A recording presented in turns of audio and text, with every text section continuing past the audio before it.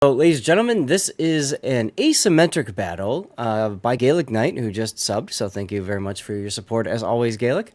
And this is the tier 10 Republique. Now, the Republique is a very interesting monster because, unlike all the battleships before it, she has tech tree battleships at least. She's got one turret in front of her bridge and superstructure, and one turret behind. The only other one that comes close is the Richelieu at tier 8, where both turrets are in the front portion of the ship. So she's a little awkward because of that. The only other one that comes close would be Gascon as a premium tier 8 battleship. These guns, though... Too. I'm sorry? Champagne too. Oh, yes, that's right. That's right. I forgot about that one. So, you know... She's kind of in a weird place because of that. Her guns are 431 millimeter, which is quite nice. Okay, so 431 millimeter. The penetration formula is 14.3 for overmatch. So if you take 431 millimeters, you divide that by 14.3, it will penetrate up to 30 millimeters of armor. 30. Now, American heavy cruisers have 27 millimeter bow and stern. That means those get penetrated and overmatched, which means it doesn't matter what angle the shell goes through. So this means you can Citadel American cruisers, you can Citadel Hindenburgs that are bow stern onto you. Quite a bit of different ships. You still don't have enough to overmatch the 50 millimeter like ice plate, icebreaker bow of the Moskva, for example, but.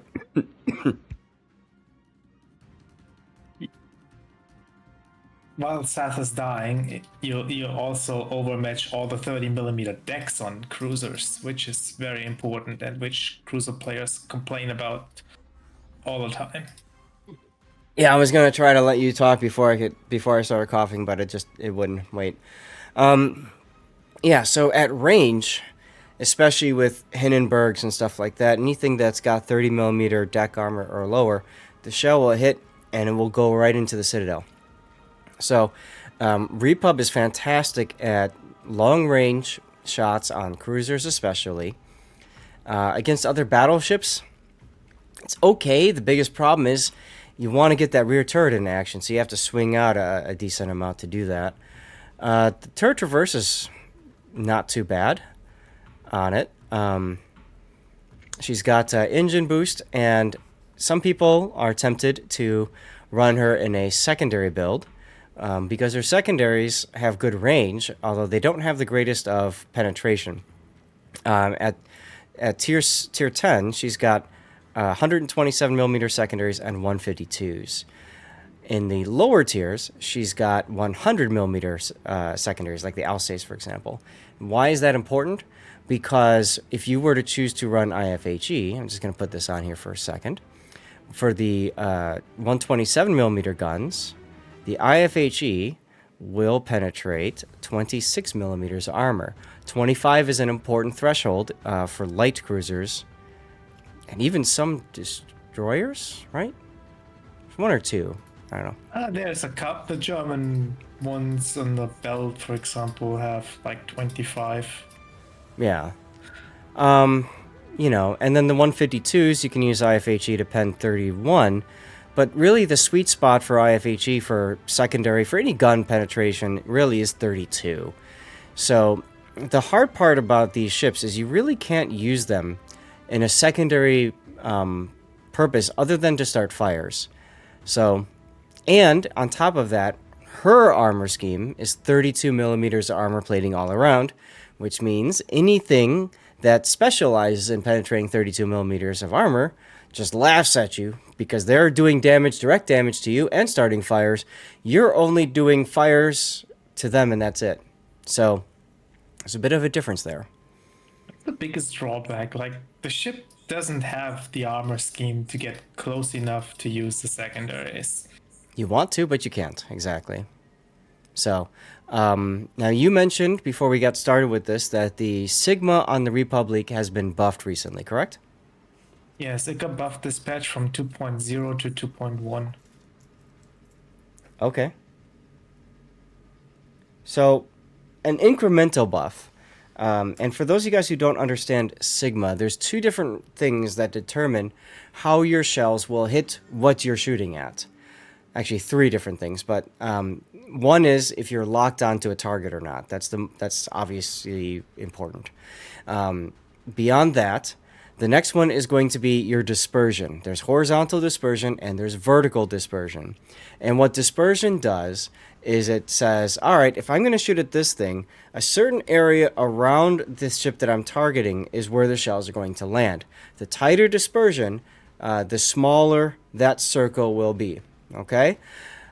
Sigma says within this circle, how tight are the shells going to land on what I shoot at or whatever, what I'm aiming. So if you've got something that's got a high sigma, then that means your shells will generally clump closer together and hit a target better or worse, depending on how you want to consider that. It will hit what you're pointing at. So if you're really good at aim and you've got a ship that's got extremely good high sigma, then that means that you can consistently do really good things with your shells. However, if you're bad at aim, having a lower sigma actually helps you because it disperses the shells more in that circle, and there's actually a better chance that you hit something with it. So it's kind of funny how it works both ways. Anyway, Basically, Sigma is basically precision. Like, yeah. You know, which ship has the lowest sigma? Is that what you just said, Tanis? Yeah, the worst. Shakalakaboom, thank you so much. You have a good day too. probably something like a Leon or something, or Normandy. The problem with the problem with that is you're not thinking about the lower tier ships exactly. So I'm sure there's a tier 3-4 ship with the lowest sigma, but whatever. Generally speaking, players care a lot about sigma when they should probably care more about dispersion, and they get those two mixed up. So that's why I just took a moment to talk about that. Yeah, I'd rather drop my shells evenly over a small area than unevenly over a big area. Bingo. So, with that, let's take a look then at how this stuff... Hey, Gaelic. You got enough replays for the weekend before the new patch? I do. This is your game, by the way, Recovering. Since you subbed earlier. So, Gaelic has chosen to take... yeah, come on in to voice if you want. I tried pinging you.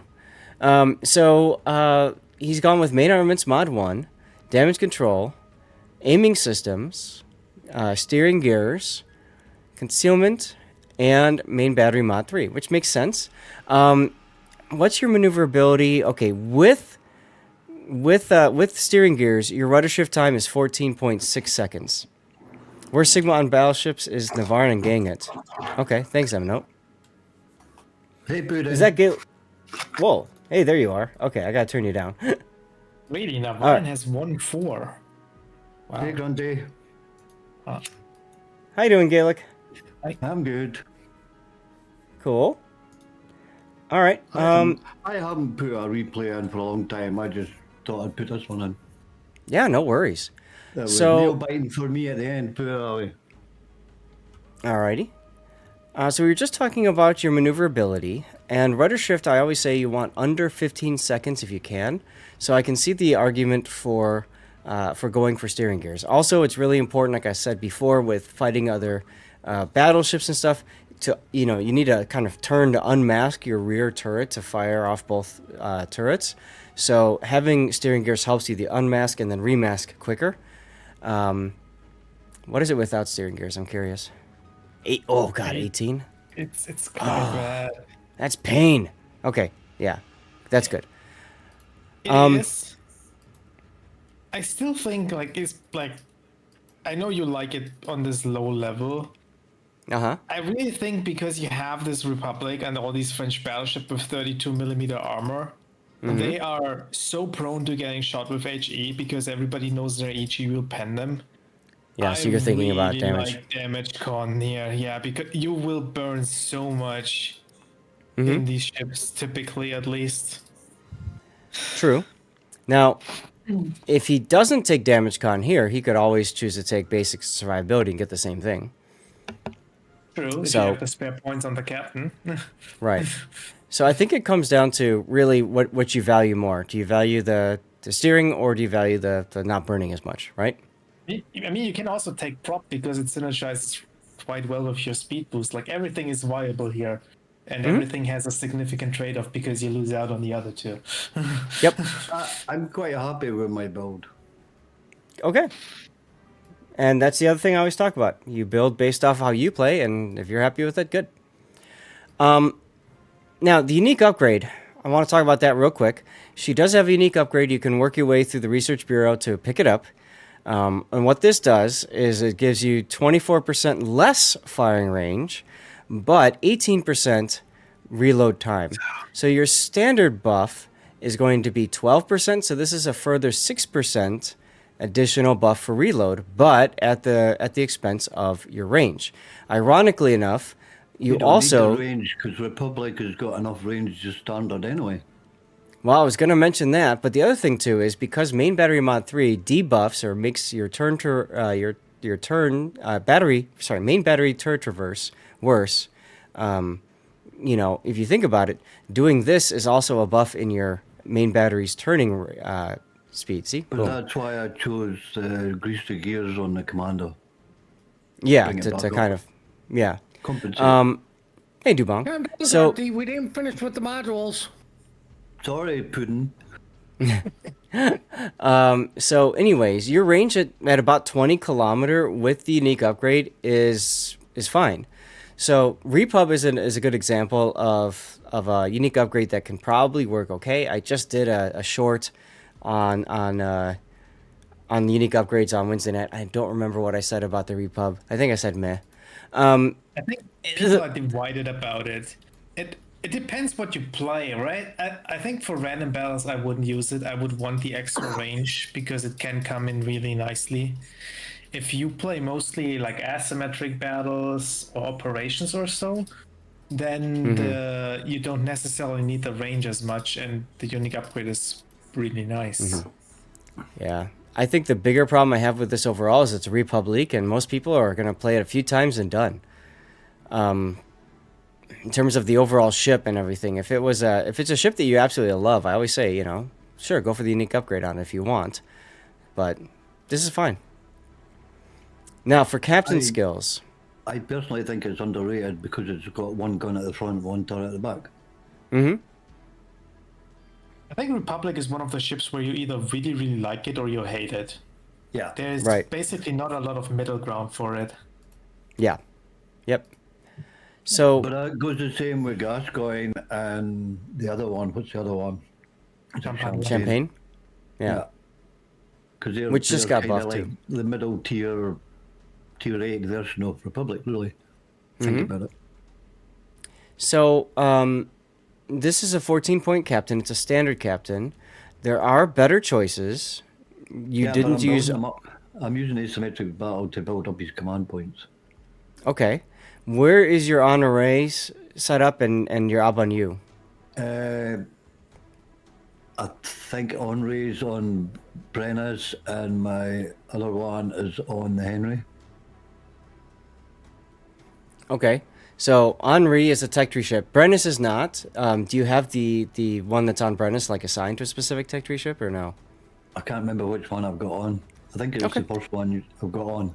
Second one I've got on Henry. Okay. And then what about Abanu? Oh, maybe. Oh, wait a minute. I thought he was on Republic. I maybe moved him to Republic. I can't remember. Okay. I'll go into the game and have a look. If you don't mind, I'm just curious. The reason I always like to talk about this is when we go through replays, we talk about commander skills. It's always good to point out, hey, Abanu does have some talents, and especially for this particular ship, one of them I'd say you have a better chance than most other ships of getting it, and that's going to be the Devastating Strike achievement. I see that happening as a good possibility on this ship with its guns and everything. You're probably not going to capture a zone. Even if you do, you probably don't care about your chance of fire. 8% shift speed for taking 2 million potential damage could be funny, could be helpful, but I mean, it is How about you- possible, but probably not regularly in a Right. Republic. right. Honor Ray comes with buffed Grease the Gears and buffed Adrenaline Rush, both of which you've taken, so that would help. In this case, that would definitely improve the ship. The problem with these captains, you can only assign them to one tech tree ship, and frankly, you're probably better off putting them in other places. Henri, for example, is a good choice. Kleber, we often see, one or both of these guys on different Klebers and stuff. So they're good. The problem is there's just not enough of them to utilize them everywhere. I honestly think like the Republic, if you really like it, Honore is probably one of the best ships you can put him on, because you only have this turret layout, right? You gotta be able to get both of your turrets on target, otherwise you lose out too much damage, and the Grease the Gears can really help there. Okay, Yep. on Brennus, I've got Victor Rand. On Henri, I've got Jean-Jacques Amour on it. On Republic, on Republic, I've got George Duval, and on Burgoyne, I think I've got Avenue. Yeah. Okay. Gorgon is also a premium. Where is it trained on? Yeah. Do you know what your tech tree ship is for Abanu? And for the other Henri, Charles Henry, or do you not have that one? He was trained for Henri. Okay. So you've got two captains on Henri then. Well, I've taken Avenue off Henri because I just decided to get Burgoyne because there's nothing else worth getting for the steel ships. Okay. But what we're trying to say, Gaelic, and maybe you don't know this happens or whatever, but you can take a premium a ship and put any captain on it and build out a... Right. So you should, in theory, have a tech tree ship assigned to each of these special captains. Yeah. So I have a Zap chat about commander efficiency. If you or anybody else doesn't understand that, it's well worth a watch. But anyways, it's fine. Let's move on to your build. So you've got emergency repair specialist to get your DCP and your heal back sooner. Grease the Gears, obviously, for the turret traverse we were talking about before. Adrenaline Rush, close quarters combat, long range secondary shells, and finally preventative maintenance. So you've buffed your secondaries out to 11 kilometers so that whenever you're in a fight with somebody, when your secondaries are shooting, your main battery reloads 10% quicker. Okay. Now, in order to do that... Does that work? Well, it can, but what I'm fixing to say here is in order to do that... Oh, and then you also did preventive maintenance. In order to do that, you are sacrificing survivability. Okay, so first of all, let's unpack a little bit. First of all, emergency repair specialist, I don't think you need it. It's okay, but the problem with emergency repair specialist is it might pigeonhole you later and prevent you from taking other skills that you care about as you gain. Because I'm retraining as captain, I'll probably be changing some of the skills anyway. Once I get up to 21. Right, but the point I'm getting at is you're better off to retrain a captain at a lower tier because it's cheaper to do it. And take them all the way up. And then you take them up. So you retrain, set them up with how you know you want to set them up. And we talked to, I think it was M-Note about this before. Plan out exactly how you want to set up the captain so that you don't accidentally take a skill that forces you to reset everything again. So emergency repair is okay, but I don't think it's that helpful. I want to take that offer right now. Preventative maintenance makes perfect sense. Keep your anti-air guns alive because your anti-air guns are decent. Keep your secondaries alive too, and also keep your 2 turrets alive. That's all good stuff for preventative. Everything else I would say is okay. If your secondaries are firing and you're buffing your main battery reload, that's fine if you're constantly getting into fights at close range. I think the hardest thing, and Grunty kind of hit on this before, you have to get into that range. So, I think you need to think about some survivability skills here as well. For you, fire prevention, I think, is a must. Absolute must have. You need fire prevention. On a Republic, yeah. Now, after that's done, you have to choose between concealment expert or emergency repair expert, or technically you could go improved repair party readiness instead because it's tier 10.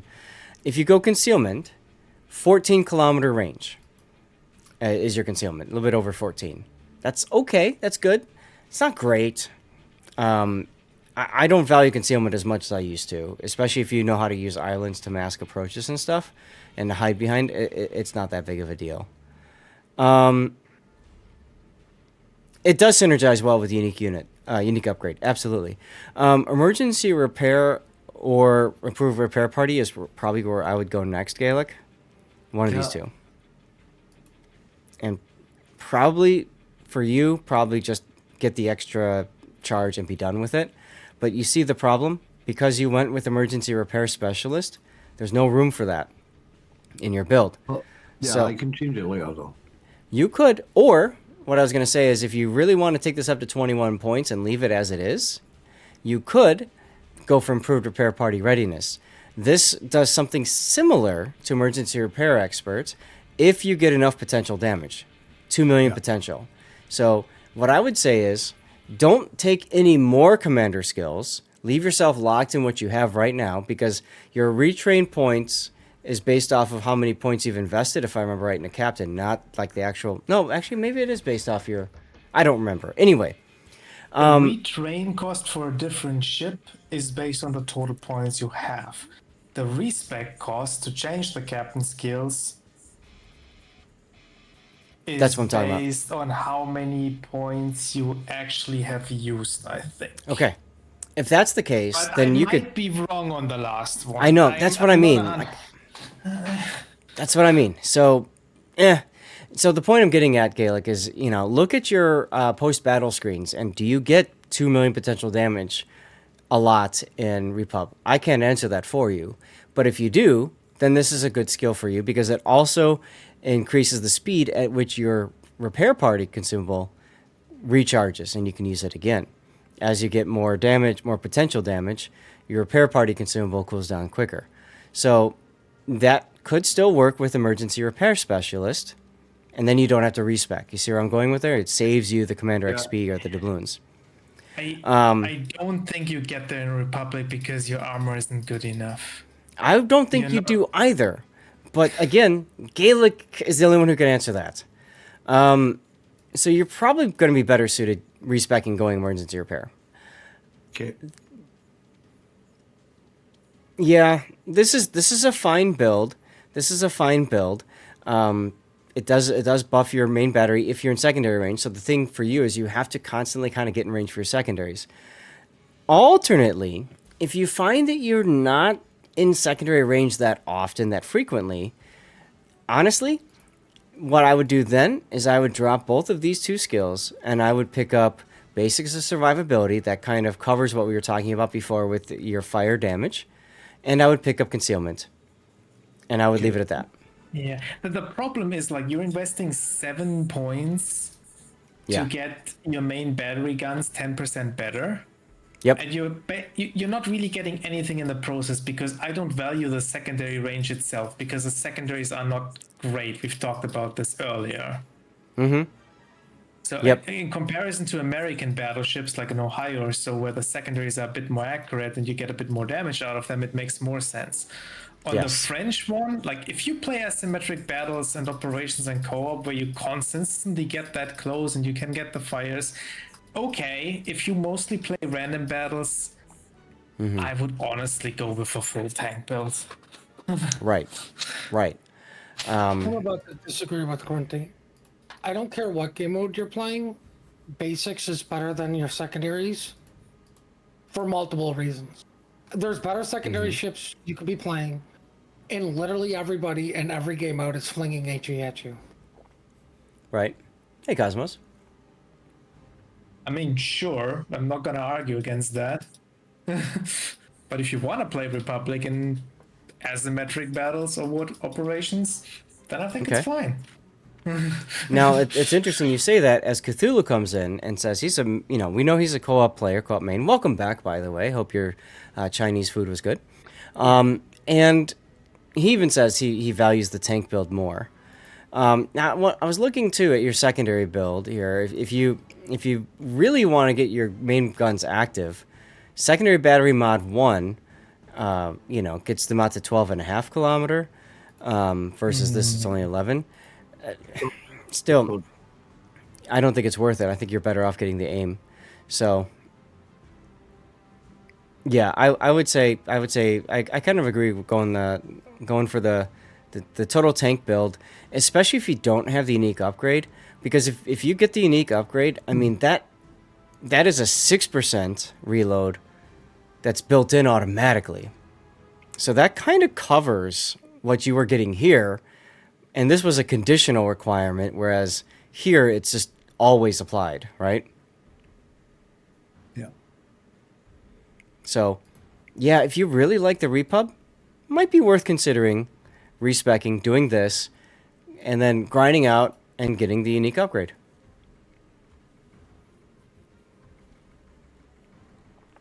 All right. Yes. I used to run unique upgrade back in my old days on EU. I still have the Republic on both of my accounts. I'm not playing with unique upgrade anymore. Why not? Personally, I think the less than 20 kilometer total range is too limiting in this In meta randoms? we're living in. Yeah, Okay. but I know other people like, for example, Stats Bloke. He loves his Republic and he still plays it with unique upgrade. So it's just expensive to try out whether you like it or not. That is true. Speaking of expensive, one thing you could always do is get on the public test, and if you've got enough of the Research Bureau points there, you should be able to buy the unique upgrade there, right? Nope. No, you have can't no buy access upgrades. to unique upgrades on the PTS, unfortunately. Okay, never mind. That's terrible. That's annoying. Well, I mean, Okay. if he's got it, Yeah, that feels kind of ridiculous. How do they how else are you supposed to know if you think it's good or not before you spend all the time invested into it? Maybe I need to do a deep Right. dive on Yeah. your unique upgrades. It would be a really, really nice idea if you could actually test them on the PTS, but don't they Gaming copy says no. your account to the public test? So if Yeah. you do one public test and it's not there, it will be there the next time. yes, but by that point he has already spent the research points on the main account. So Yeah, we're might talking as- about try it more. before you buy it, and unfortunately, the way it works is buy it then try it. So Now, yeah, what you could do, I don't know if Wargaming would do it, but hypothetically speaking, if you, before the next patch, PTS goes live, like it always goes live on Thursday, the account usually gets copied on Tuesday or so. So if you Okay. were to, let's say, on a Monday buy this upgrade, wait until the PTS drops, and then request a rollback on your account because you made a mistake. oh my god, yeah, that's a lot. So like I said, if you like the ship a lot, the unique upgrade is great if you're obviously not getting in a lot of situations where the range matters. And again, I can't answer that question. Gaelic is the only one who can answer it because he's the one playing the ship. So, yeah.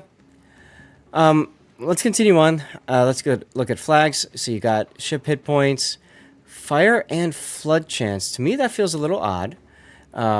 Heal boosting speed, secondaries, anti-air. I'm just using them up Consumables. because I've got a lot of them. Oh, okay. That's fine. Did you say flood flags? Fire and flood chance. These are the most expensive flags in the game. Yeah, I wouldn't use them. I would just hold on to them. Like, Gives me something to use my coal on. well, okay. Or save your coal for, I don't know, rainy day, a ship, when they do their events where you trade in ridiculously amounts of coal for a new shiny. I don't know. I'm just saying, like, I don't like I personal opinion, I mean, and I have a lot of flags. There are times where I will turn flags off, even though I've got like over 1,000 of them. Because you get just never more know. mileage out of these Yeah. fire chance flags on literally anything else in a battleship. Yeah. Yeah. Yeah, with regards to like the ooh shiny, what's the funniest funny meme ship? I mean, there's a lot of them, so I don't know.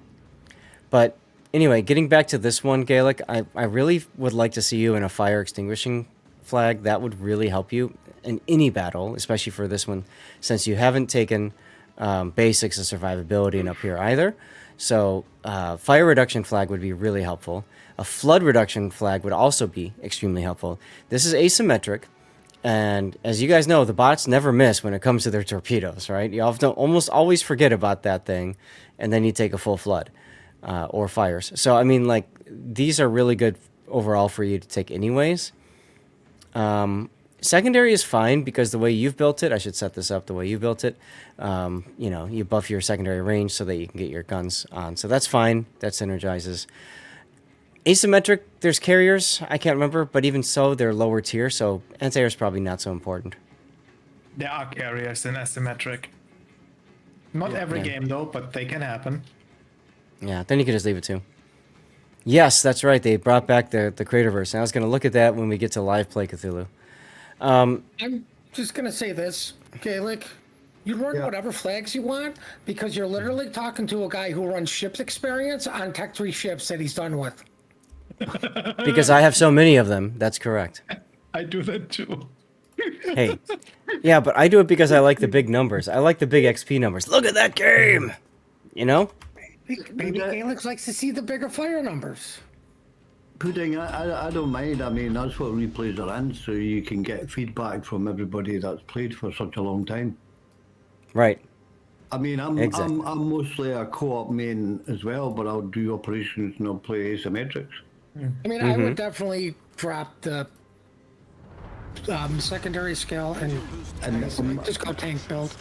Yep. My You can't go gameplay, wrong. my gameplay is kind of weird anyway all the time. But I mean, more importantly, it's if the build works for you, it works for you. That's the most important thing. The only thing I don't like about asymmetrics or random or rank is these players that get these high tier ships. I don't know how to play them, and expect everybody else to carry for them. That annoys me. Yeah, well, welcome to... You'll get a sub player or DD player sitting at the back throwing turrets. Sub player in asymmetric is hard mode. And it doesn't even matter Oh, if yeah. he's good or not. The class is just not good for this mode. So, asymmetric, for those of you guys who don't know, you have low tier bots and lots of them to fight. So, as you can see, there's 5 players on his team, and in this case, 4 of them are tier 10s and 1 is tier 9. You are divisioned with a... Oh, Scottish Hammer. Okay, cool. Tell him I said hi if you see him next time. I haven't seen him in a I bit. will see him tonight. Excellent. And then, yeah, so... I was going to say something else, I can't remember. Oh, He keeps telling me every time he puts in a comment on your chat, you never reply back. what? No, of course I do. I say hi. I don't know what he's talking about. Now you're Anyway. both trying to take control of the 1-2 line, Gaelic.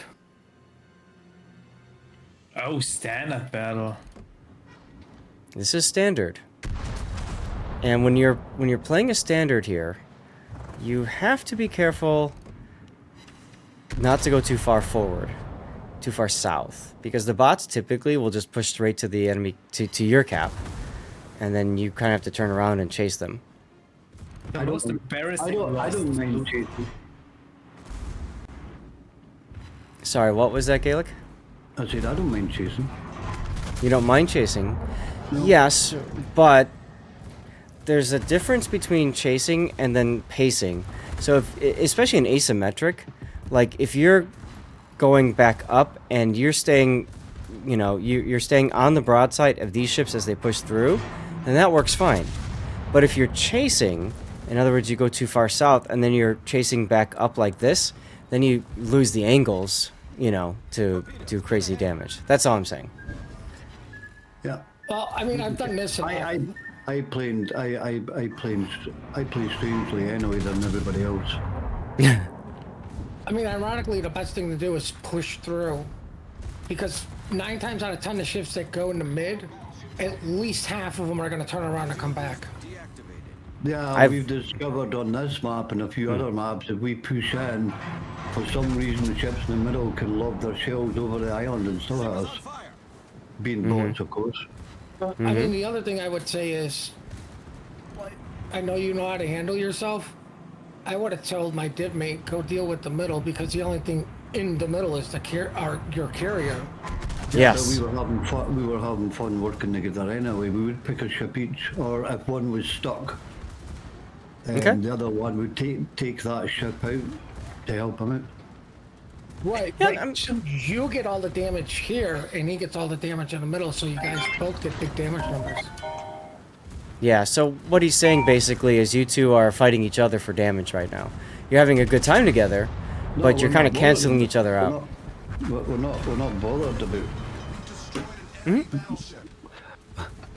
We're just having fun. We don't care who gets what. Yeah, right, exactly. Because sometimes I'll say, oh, well, you're going to get it. No, you take it. I went, okay. No, and then you're like fighting over who gets the kill forever. No, well, actually, we don't. We both decide. Oh, stop it. Okay. Sorry, phone. That's all right. We both decide if one's still reloading and the other one thinks he's going to get hit by that ship. Sorry about my phone, then he'll ask him to take him out. Yeah, that makes sense. Vice versa, I will say, no, you take it. No, you take it. We fight over who's going to take it. Right. That's what we mostly do. So, here I would be focusing on the Veneto. I get that the Cherbourg is in the cap, but the Veneto is much closer and going broadside. Also, I want to comment, you could be using your engine boost to catch up. Well, I can't because it's still loading. No, your engine boost. Your speed boost down here. Yeah, it's now loaded in the replay. Oh, you got a couple of minutes. Yeah. Oh, okay. Also, I see that you're not scroll zooming anymore. Did you bind a key now to snap zoom in? Sorry, you broke up. I don't know what you said. By what? Bind a key. I could have sworn you used to scroll like scroll in and out, didn't you, with your mouse wheel? Problem solved, sir. Or maybe I'm thinking of somebody else. All stations reporting the position of a strategic target. Engine boost activated. Oh, did we lose him? Oh, No, there you are. You keep cutting out? Okay. Are you there? no, you keep cutting out. No, it's you, Gaelic. Sasa's fine. Oh, Okay. okay. Nice hit in the Arsveld. Should I log out and log back in again? Nah, don't worry about it. It's okay. Because most of the time I don't know what you were saying. I don't know what you said by. Did I buy what? No, I what was he's asking bind. is you used the scroll zoom, so did you set it to a key to snap in and out? Yeah, because I'm left-handed, I use arrow keys to maneuver my ship, so I've managed to figure out the bottom right-hand side shift key to scroll in and out, rather than use the mouse wheel like I normally do. Mm-hmm. That's what I used to use, was the mouse. So now I've set it up so that I can just hit the shift key. Right, okay. Because I was going to say, like, I remembered when you told me about all that kind of stuff, and I had no idea. And it's one of the fun things about doing replays for a long time, because I've covered a bunch of your replays over the years. So, Yeah, like, I used to scroll with a mouse. Right. Right, exactly. So, you learn about the player through covering the replays too, which is fun. I think you have a decision to make now, if you trust your carrier or not. Mm-hmm. Did you say that with a straight face, Grunty? Yes. I said it was. No, I didn't trust my carrier. He did try though. He did try. Yeah, so the decision we're talking about is you're probably going to have to go back to the cap to defend your cap. It'll come. Don't worry about it. Because like your teammate is not gonna make. Yeah, no, he's already dead. Yeah, Scottish goes down. Yeah. This is one of the difficulties. Yeah, this is one of the difficulties with asymmetric is a lot of players will kind of turn their brain off, think it's co-op, but with more ships, and they'll just run in and get themselves killed. It's not co-op, and then you just find, and then you die and remember that you were actually full broadside of like 3.5 battleships. Yeah, the game is a nail biter all the way to the end. There is a serious argument to be made if you play asymmetric and you land in a standard battle, that you just group all together on your own base cap and defend first. Yep. You don't have to, but it's something. Here's my view about sitting in your own base, right? And I've noticed with asymmetrics, wherever the majority of the ships are, that's where the enemy will go. So the nice thing about that is you make them come to you. You know, a really good they're all going to go. They're all going to go there. This is the argument I had with a few players. Look, what's the point of if you defend a cap, they're all going to come straight for you. Not because they always go straight for you, straight for the cap. It's because you're sitting in the cap. They're going to go straight for you. Right. Spread out. They're going to be spread out. Well, yes, but then they're also gonna, wherever you're weakest, they're gonna go right through, and that's kind of what's happening here.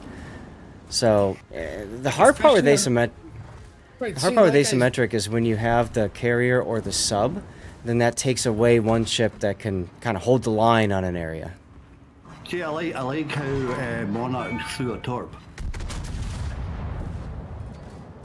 It's especially here in this particular matchmaking where you had a carrier that spawned in the middle, and you basically like you had two cruisers on one side and the carrier in the middle. So, and that automatically means the middle is wide open for the enemy bots to get through.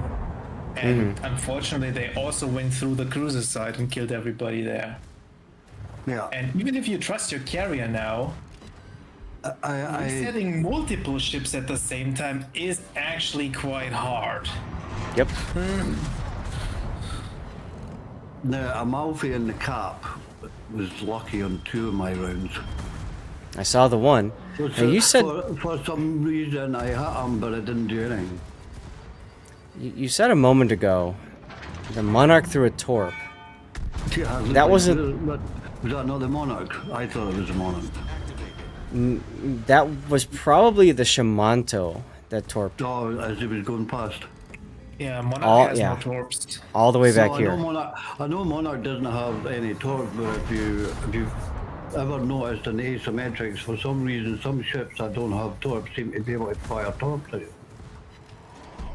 I think the reason you're feeling that is because of the fact that that bots will typically fire torpedoes as soon as there's an enemy that's within their range, and they've got it loaded. From ships that don't have torps?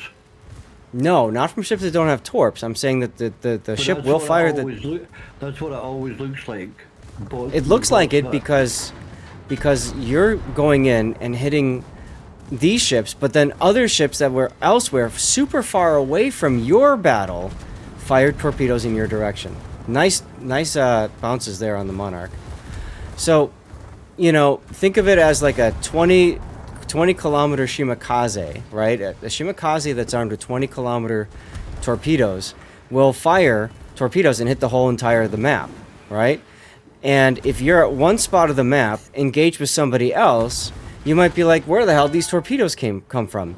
Yeah, well, they came from... Prospect. Yes, they came from another ship way the hell in the backfield. And the reason you don't see that so much in randoms is because in random battles, most players that can hit that range don't luck chuck their torpedoes at first glimpse of something that's 20 kilometers out. They'll wait until they get to something that's closer before they fire their torps. There you go, now you killed the Amalfi. So that's why you said Monarch fired a torp. It wasn't Monarch, it was a Shimanto. At this part of the game, I didn't think I was going to survive. Being the last, and I was the last player too. Yeah, it's all on you. Focus your guns on the battleship behind you. You're gonna make it in the cap in time to stop this. So you didn't necessarily have to shoot in front, but I guess you got a broadside, so you got rewarded for it. You're kind of in an interesting position. Ironically enough, you could actually stop here and fire one gun at one battleship and the other at another. I could have. It's kind of weird, but I wasn't thinking of that. No, and I like the idea of focusing on just getting the one done. And I think the Hawk is probably the bigger threat than the Monarch because the Hawk has torpedoes. Yeah. Did he just knock out the torp launcher on it? Maybe I didn't. Yeah. Didn't quite catch that. There's this torp. Okay, so you got the kill. And you're up on points, so believe it or not, you could just... Yeah, you just run north. Just don't get spotted so he can't shoot you. At this point, where the Monarch is, I thought he was going to come through the middle. I thought he was going to come the other way. This is why I was keep going north, but keeping my ship at angle so he doesn't, because I'm a one shot away. Yes, you are. From the end. Yes, you are. So, you know.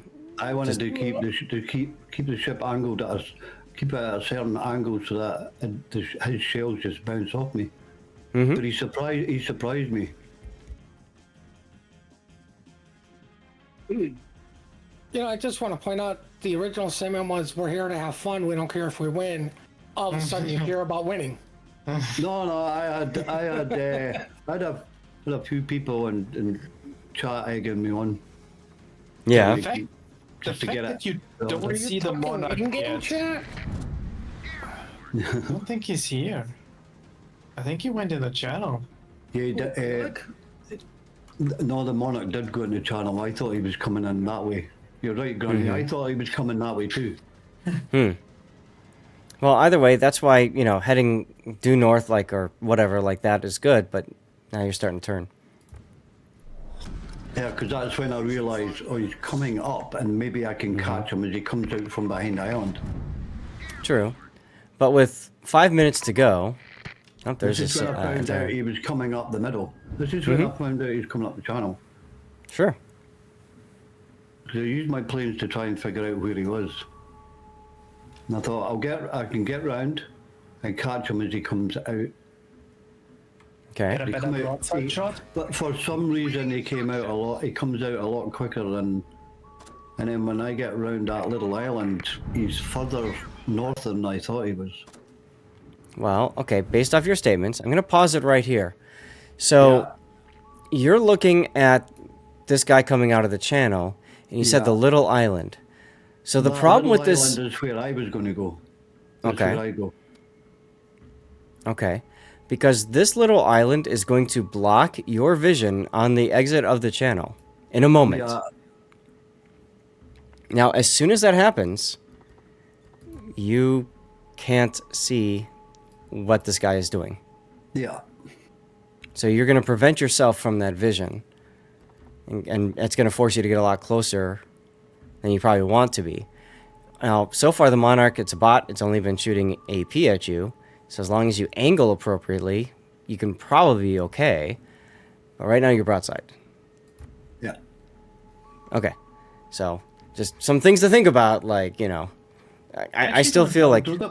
Do the bots cheat in asymmetrics? Do they know where you are with the guns? Oh yeah, the bots never miss.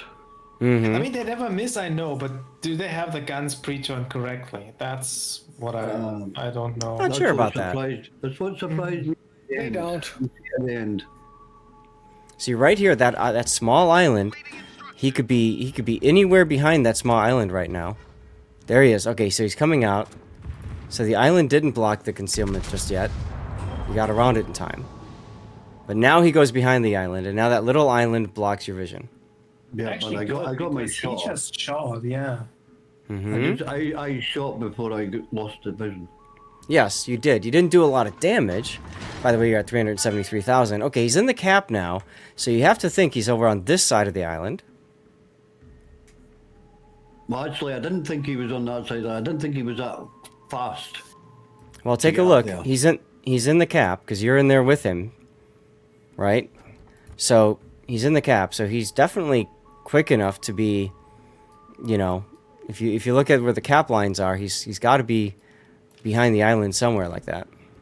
I think you're getting too close. You don't want to be in his secondary range because that's Of course. just an additional chance that he sets you on fire, and you don't want that. I think you want to be like at least 9-10 kilometers away from him. At this point, I just thought I'll go down in a blaze of glory. Okay. Ironically, if you manage to ram, you probably win because you're ahead on points. Yeah, but I'd really hate to chance that. I do too, but I mean, his options are rather limited with 7,000 something hit points. Oh, right.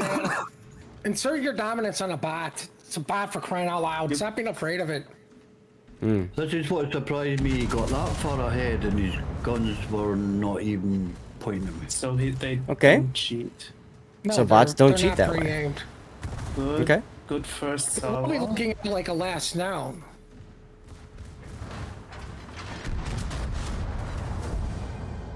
And right up the butt. Nice. Almost 400,000 damage. I know it's not a great replay, but Hey, every replay is a great replay, Gaelic. Especially the ones you're in. Random players are cheaters. So good Who's random better players are than- cheaters. Everybody that's better than you in any online game is a cheater, and everybody That's who's right. worse is a noob. Everybody knows that. No, but what we were talking about, Starboy, is because these are bots, we were trying to figure out if the bots like just automatically know where you're at. Because they will automatically move to dodge torpedoes that you fired at them, for example. In asymmetric, even if you break the lock. asymmetrics have got a habit of just breaking and stopping instantly. Yes. And they also know if you've got AP in the barrels because they will actually protect their citadels. So, you know, it's not a bad question to figure out. Do they also pre-turn their turrets or not? And Gaelic, your replay actually showed us that they don't. So that's kind of cool. Kind of important to know when you're so low, because like Yeah. if that bot was pre-turned, he would have shot at least once, and that could have been the end. Well, that was the chance I took at the end. I either go down with a high score or I win. Yeah. Yeah, fantastic. And Uniball in asymmetric, no. In co-op, yes. And I think bots in operations, I can't remember. I think you want to break the lock in operations too. But for whatever reason, asymmetric, they just automatically know if you fire torpedoes. Well, I hope that replay did some good to players who want to avoid Republique. Yeah, I mean it's a great battle. Looking at all your gun damage and stuff like that, I mean 113 shell hits for 326,000, almost 327. I mean, that's a lot of damage you made there. And then look at your secondaries. 38,000 damage in secondaries that don't pen much is actually pretty impressive. So, I mean, kind of. But at the same time, if you look at it, like 320 hits for 38,000 damage, it's I know, kinda depressing.